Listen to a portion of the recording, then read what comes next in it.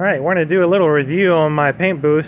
I've had this a few years now, used it about 8 or 9 times, and painted probably 4 different cars.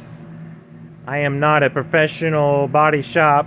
I paint maybe 1 car a year, and this is just my experience. I got this on Amazon. It was like $900, and currently painting a red TR6. Got to do the bonnet inside today, and this is just my little review. So I bought this one because it's like a tent shape, so I could get it in my shop. Most of the bigger ones are big and square, and they obviously won't fit in my place. I have low ceilings, and I don't like to keep it outside. So this I can keep inside. If it rains, not a big deal. This is mostly to keep bugs and dust, and obviously the overspray in check. But this is what I've got. Now, some of the bigger ones have walk-in sections in the back, so you can walk in and out separately without having to unzip the door and go in and out. So if it's fully zipped, the whole tent pressurizes bigger, like a balloon. For this case, it does not have a separate room for mixing or entering and exit. So I have this one open. Obviously, I'm just doing a hood right now. So once I get masked up and everything's wiped down, I'll zip it, stay in there for an hour and paint it and be done. And then obviously I'll deflate it tomorrow once it's all cured, dried. So yeah, no complaints. It does hit some sections of the ceiling, but again, it's not enough pressure to puncture or go put a hole in it. And if it does, it still has plenty of fan CFM to keep it up. But here's my issues that I have.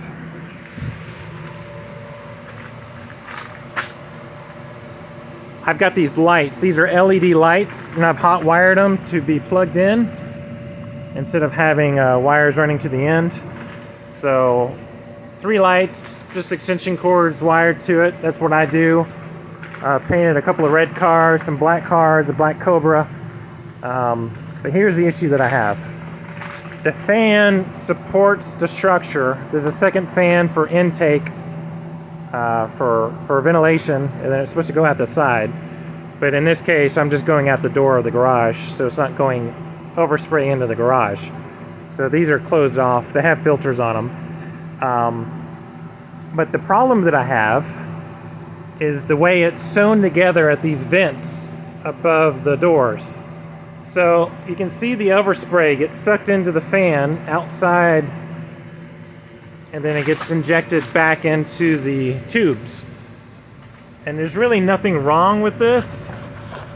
The seams, the threading, the sewing seems fine. But in some sections, including this, so there's a little filter in there, and you can deflate it or get a little airflow in what direction you want to go. The problem is this section here on both ends are sewn from the outside, not from the inside. And what happens is the overspray gets on these thread ends. I forgot what the military call it. Irish pennants, I think is what they call it. Anyway, the overspray gets on the ends of the threads, and they get stiff and they break off and they land in my paint. So I just wipe that down, and I'm going to tape over all of that. And this is what landed on my hood. Let's see, where is it? There's a flake there. So I already prepped this bonnet, and all I did is wipe down where those threads are. And look at all of this debris landing in the bonnet. And those are threads. This isn't dust. It'll focus. Little bits of thread from the paint booth.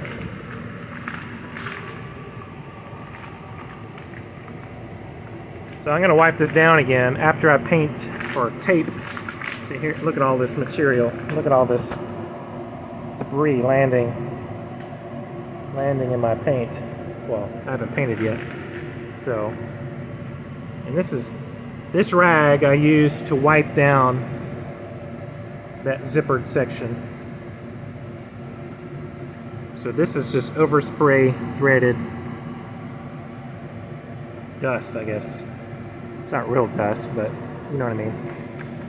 So I've got to wipe this down again, re-tack it. Most of this is black because the last car I painted was a black Cobra.